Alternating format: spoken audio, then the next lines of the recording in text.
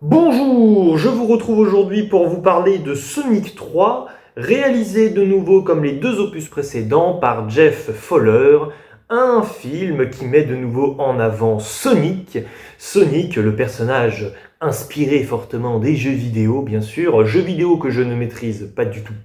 Je ne suis pas un fin connaisseur des jeux vidéo et encore moins de Sonic, tout comme ses acolytes qu'il a rencontrés dans Sonic 2 qui sont de nouveau dans le film, à savoir Knuckles et Tails.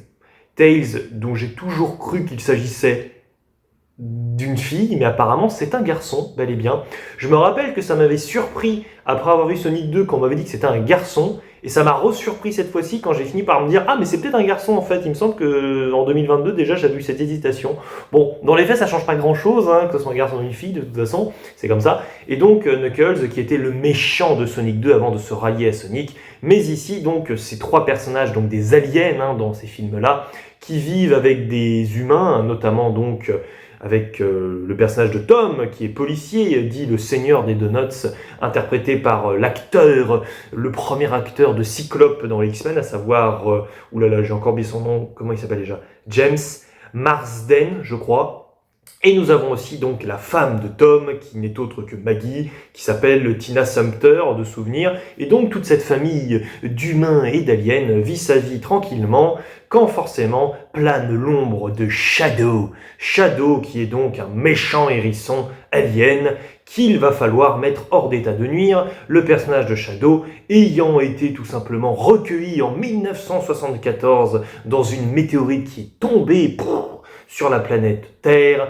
Et il y avait donc un chercheur scientifique un peu fou peut-être, qui s'était occupé un petit peu de lui à l'époque, personnage que nous allons peut-être retrouver, sans oublier en parallèle de tout cela forcément, comme il s'agit d'une menace encore plus puissante que les précédentes en la personne de Shadow, Sonic doit donc se rallier à son ennemi de toujours, à savoir le docteur Robotnik, interprété par un Jim Carrey, pour ne pas dire incarné par ailleurs. Un Jim Carrey, en effet, grand acteur des années 90, c'est d'ailleurs beaucoup de références ici qui sont fournies à Jim Carrey dans ce métrage. Il y a même un moment un personnage qui dit que la meilleure décennie de tous les temps, c'était les années 90, l'âge d'or tout simplement pour Jim Carrey entre The Mask, mais encore les Ace Ventura notamment, mais c'était vraiment, oui, l'âge absolument Jim Carreyesque. Et donc, forcément, se pose une question dans la mesure où quand même le personnage de Jim Carrey, à la fin de Sonic 2, on ne savait pas s'il était mort ou pas quand même. On avait quand même une vraie hésitation, un vrai doute. C'est-à-dire que c'était le grand méchant à la fin du film, avec un robot géant, et franchement, ça en envoyait en termes d'action, c'était vraiment agréable. Mais à la fin du film, gros point d'interrogation, on ne parle plus du tout de Robotnik, un peu à l'image en fait de Jim Carrey qui clairement est visiblement dans une période de nouveau extrêmement dépressive et veut en fait se retirer du cinéma et avait d'ailleurs confessé qu'il allait prendre sa retraite après Sonic 2 et qu'on ne le reverrait plus. Bon là finalement visiblement exception à la règle, le revoilà pour Sonic 3, mais à mon avis c'est bel et bien son dernier film, sauf si on lui propose d'autres films qui valent vraiment le coup, mais il avait dit qu'il reviendrait pour un film éventuellement dont l'écriture serait absolument somptueuse. Ce qui, sans vouloir faire offense à ce Sonic 3, n'est quand même pas le cas non plus, donc je pense qu'il est juste revenu pour se faire plaisir.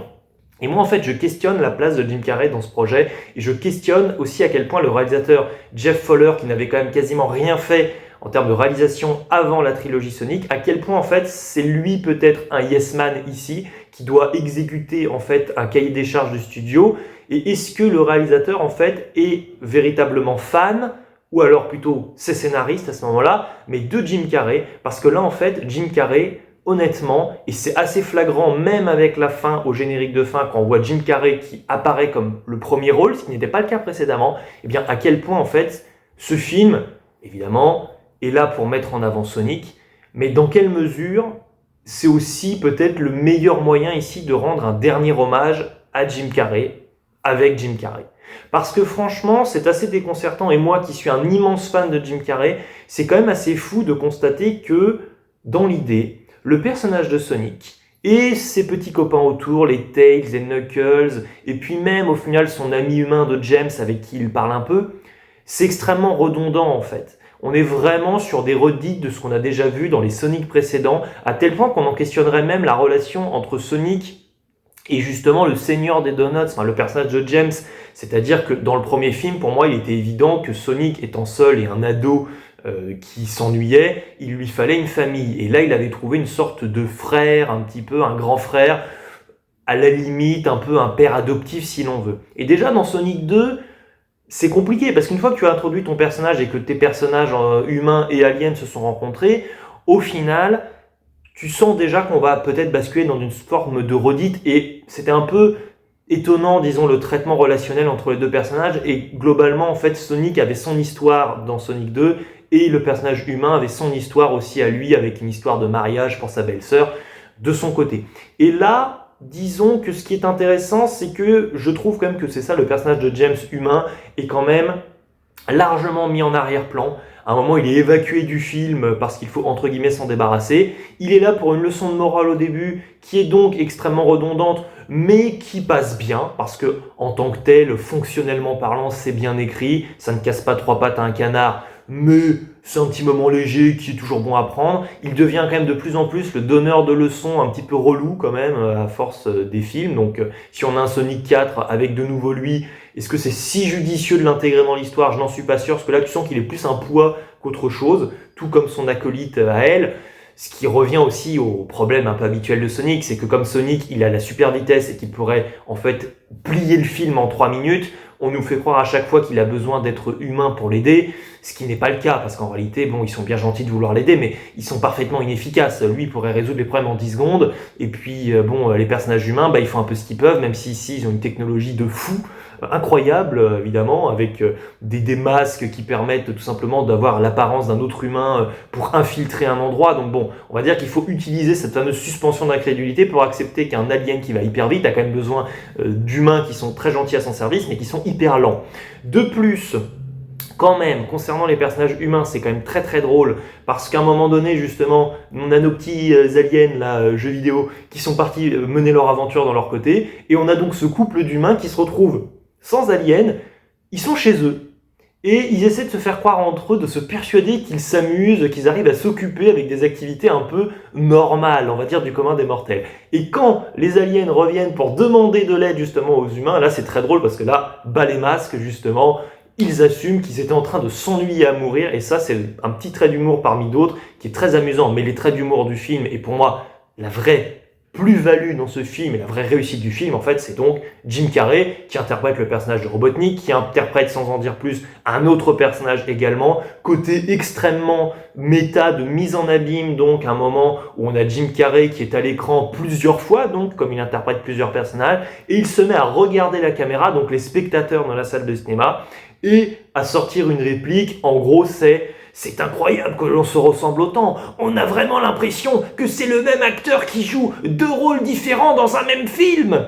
Et là, ça m'a juste achevé. En plus, j'étais seul dans la salle de cinéma parce que je vois le film un peu tardivement. On m'a demandé d'en faire une critique sur YouTube, donc ça me donnait envie de toute façon, mais j'accepte volontiers cette vidéo de commande avec grand plaisir, bien sûr. N'hésitez pas au passage à me donner votre avis dans le film bien sûr, sur le film dans les commentaires, on va y arriver. C'est un petit peu mieux de faire les mots dans l'ordre, de les mettre dans le bon ordre.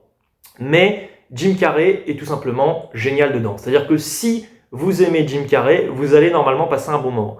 Au-delà en fait d'un scénario qui est assez balisé, il faut le dire, d'un scénario qui ressemble quand même un peu globalement au précédent, donc il y a une sorte un petit peu de prévisibilité scénaristique, hein, on va pas se le cacher quand même.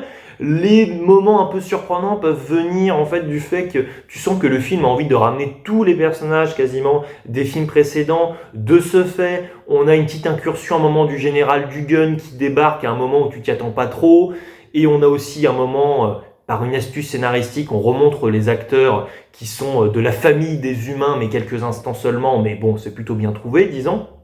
Donc, bien sûr, il faut aimer Jim Carrey. Si vous aimez le personnage de Sonic, je pense que vous allez peut-être être un peu déçu, parce qu'on n'exploite pas Sonic plus que ça. Tu sens que Sonic et les personnages de jeux vidéo et humains, en fait, sont une sorte de véhicule prétexte pour permettre en fait de catapulter Jim Carrey dans des moments de pétage de plomb habituels, j'ai envie de dire, mais si jouissifs, qui sentent la nostalgie à plein nez. Mais j'avoue que moi j'avais envie, et j'avais même envie de dire que j'avais besoin de me manger une sorte de grosse dose là comme ça de Jim Carrey en pétage de plomb total, qui s'éclate, à t'en demander en fait si des fois il en prend en compte qu'il est filmé en fait. C'est ça qui est assez génial, c'est que Jim Carrey est quelqu'un d'extrêmement généreux en termes d'acteur, il se donne à fond pour qu'on passe un bon moment. Mais des fois, tu as l'impression que ça dépasse presque ce postulat-là. Tu as l'impression que là, il est juste en train d'exulter d'une certaine manière ou d'exorciser ce qui ne va pas chez lui et qu'il est juste en train de se lâcher complètement parce que visiblement, sur le moment, au moment du tournage, je pense que ça lui fait du bien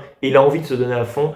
Et moi, en tant que client, forcément, j'achète quoi. Forcément, j'achète. Tu me mets Jim Carrey dans un film, forcément. Alors, si Jim Carrey n'est pas dans un Sonic 4, la question c'est est-ce que j'irai quand même? J'ai envie de dire oui, bien sûr j'irai, mais j'irai avec une attente qui sera vraiment, entre guillemets, bien moindre, c'est le cas de le dire, parce que moi je vais à chaque fois voir les films Sonic pour voir Jim Carrey, et le duo qu'il concocte à nouveau avec son acolyte, son lèche-botte, m'a fait vraiment sourire, et je trouve qu'il y a un réel aboutissement aussi à la fin du film à ce niveau-là.